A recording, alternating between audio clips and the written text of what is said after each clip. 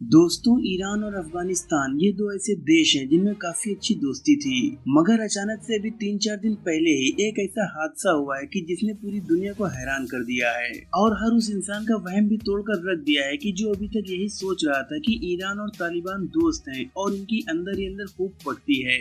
आसान लफ्जों में कहें तो आप ये समझिए कि इस वक्त ईरान और अफगानिस्तान की जो तालिबान हुकूमत है वो बिल्कुल जंग के दहाने पर खड़ी है और न जाने इस तरह की खबर कब आप लोगों के सामने आ जाए कि ईरान और अफगानिस्तान के बीच जंग शुरू हो गई है। तो आइए इस वीडियो में जानने की कोशिश करते हैं कि आखिर ईरान और तालिबान के बीच जंग के हालात क्यों पैदा हो गए और अगर ये जंग हुई तो इसका अंजाम क्या होगा। दोस्तों, तालिबान और ईरान के बीच आजकल जो कुछ भी चल रहा है और जंग के जो हालात बने हुए हैं, इन सब की सिर्फ एक ही वजह है और वो वजह है पानी। जी हाँ दोस्तों, आपने बिल्कुल सही सुना, पानी की वजह से ये सारे हालात बिगड़ चुके हैं और अब बिल्कुल जंग की नौबत आ चुकी है। दरअसल अफगानिस्तान की राजधानी काबुल से एक नदी गुजरती है जिसका नाम है हेलमंद। ये अफगानिस्तान की न सिर्फ मेन बल्कि सबसे बड़ी नदी है और अफगानिस्तान में जितना भी पीने के लिए या फिर खेती वगैरह के लिए जो भी पानी इस्तेमाल किया जाता है वो ज्यादातर इसी नदी से किया जाता है। ये नदी काबुल से शुरू होकर अफगानिस्तान के ज्यादातर इलाकों से गुजरते हुए फिर ईरान देश में भी इंटर हो जाती है। मगर दोस्तों, याद रहे कि इस नदी का पानी जितना ज्यादा कीमती अफगानिस्तान के लिए है उससे कहीं ज्यादा ईरान के लिए है। वजह यह है कि ईरान एक ऐसा देश है जहाँ पर हमेशा से ही पानी की बहुत ज्यादा कमी रहती है। वक्त वक्त पर ऐसी खबरें आती रहती हैं कि पानी की कमी की वजह से पूरे पूरे गांव उजड़ जाते हैं। लोगों को अपनी पूरी बस्तियां छोड़कर दूसरी जगह पर पलायन करना पड़ जाता है सिर्फ इस कारण से कि उस इलाके में पानी नहीं होता है। बहुत सारी रिपोर्ट्स तो ये भी बताती हैं कि ईरान में सिर्फ गांव ही नहीं बल्कि 270 से ज्यादा ऐसे शहर तक मौजूद हैं कि जहां पर सिर्फ पानी की कमी नहीं है बल्कि हद से ज्यादा कमी है। इतनी खतरनाक लेवल की कमी है कि हफ्ते में कहीं कहीं पर सिर्फ एक ही दिन पानी आता है। महीने में अगर कुछ दिन उस शहर में पानी पहुंच जाता है तो अगले कुछ दिनों तक फिर उस शहर में पानी कभी नहीं पहुंचता है। अब ईरान देश की जहां पर ऑलरेडी पानी को लेकर इतने बुरे हालात हैं, वहां पर ज्यादा कुछ नदियां भी मौजूद नहीं है। तो ये जो हेलमंद नदी है जो कि अफगानिस्तान से होकर आती है, ये दरअसल ईरान की आखिरी उम्मीद बचती है और इसी नदी के जरिए से ही ईरान पानी की ज्यादा से ज्यादा भरपाई करना चाहता है। मगर परेशानी ये है कि दूसरी तरफ अफगानिस्तान जब भी चाहता है और जब भी उसे ये महसूस होता है कि उसको पानी की ज्यादा जरूरत है तो वो ईरान का पानी पूरी तरह से रोक देता है। इस पानी को रोकने के लिए वो दरअसल डैम्स का इस्तेमाल करता है।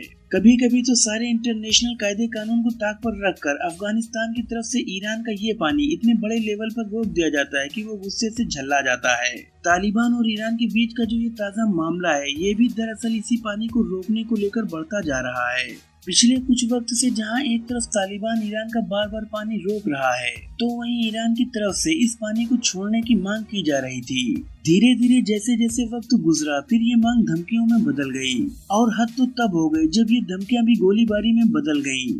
अभी 3-4 दिन पहले ही अचानक से तालिबान की तरफ से ईरान की चौकी पर गोलीबारी की गई जिसके नतीजे में ईरान के 2 फौजियों की मौत हो गई। दूसरी तरफ ईरान ने भी जवाबी कार्रवाई करते हुए अफगानिस्तान के एक सिपाही को मार गिराया।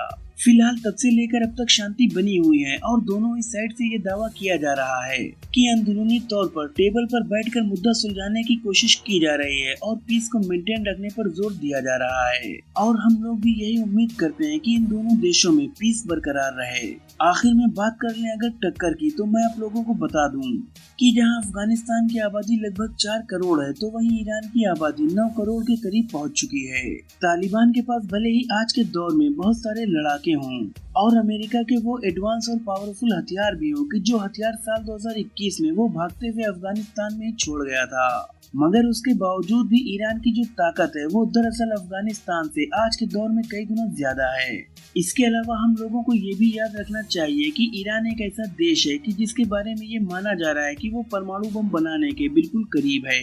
मगर हाँ, दूसरी तरफ हम ये बात भी नहीं भूल सकते हैं कि दुनिया का अगर कोई भी एक ऐसा देश है जो परमाणु से नहीं डरता है तो वो शायद अफगानिस्तान ही है, क्योंकि वो लोग तो पहले ही पिछले कई सालों में बहुत सारी बमबारी को अपनी जमीन पर झेल चुके हैं। पिछले 40 से 50 साल के इतिहास में अमेरिका और यूएसएसआर की जंग ने अफगानिस्तान की जमीन पर क्या क्या नहीं किया वो हम में से किसी भी इंसान से छिपा हुआ नहीं है।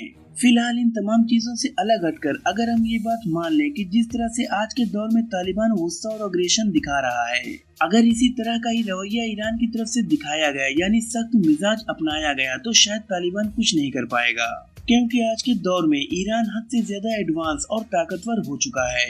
ईरान ऐसी कंडीशन में है कि अगर वो चाहे तो अफगानिस्तान के एक बड़े इलाके को कुछ दिनों के अंदर ही कैप्चर कर सकता है। मगर हाँ, वो बात अलग है कि इतिहास में जैसा कि ज्यादातर सल्तनतों और ताकतवर देशों के साथ हुआ है, यानी कि अफगानिस्तान में घुसकर ही फंस जाना, वो वाला मैटर ईरान के साथ भी हो सकता है। तो दोस्तों, आपको क्या लगता है कि अगर इन दोनों देशों में जंग हुई तो उसका अंजाम क्या होगा? अपनी राय में कमेंट सेक्शन में जरूर दें। अगर वीडियो अच्छी लगी हो तो लाइक करें, शेयर करें और आगे भी ऐसी ही नॉलेजफुल वीडियोस देखने के लिए हमारे चैनल को सब्सक्राइब करके बेल आइकन को जरूर प्रेस कर दें। शुक्रिया।